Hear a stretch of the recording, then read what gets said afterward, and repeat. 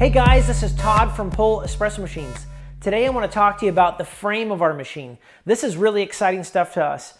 We started out when we researched different frames of different espresso machines, and what we found is most manufacturers of mass-produced machines, they use a very thin gauge, folded steel, very flimsy, prone to warpage, or if you were to ever bump the machine, even during transit, a lot of espresso machines can get bent pretty easily.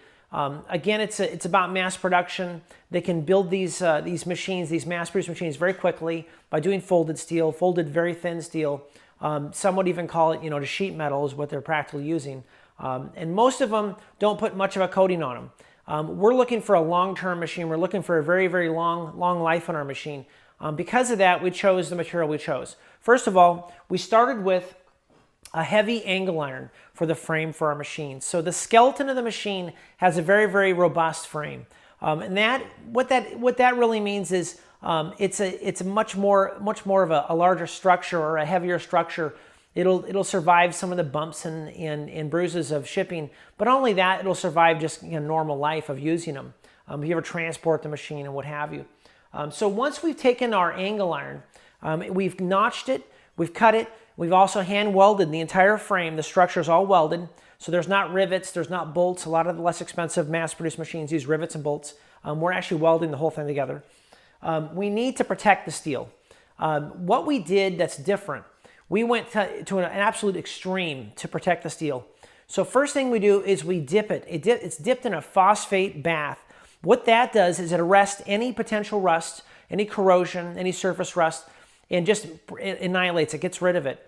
Then once that dries, then we take it and we put it in an oven. We pre-cure the actual frame, so there's no moisture on the frame whatsoever.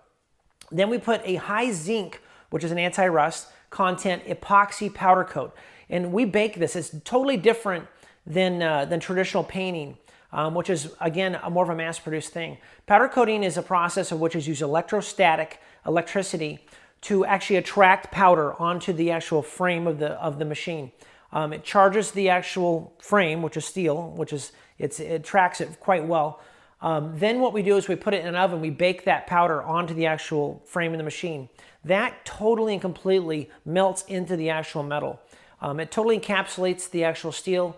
We get that epoxy primer really embedded into the steel to prevent all corrosion and all rust. Then on top of it, what we use that's even different is we do a secondary polyester black wrinkle. The actual paint on it reminds me of like the old typewriter finish.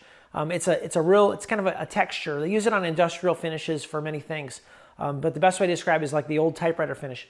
And that's our top coat. So that's really the work part of the machine. It protects against scrapes and scratches, so even if for some reason anything were to penetrate that first layer, you have a second layer plus a phosphate chemical that's etched the actual steel.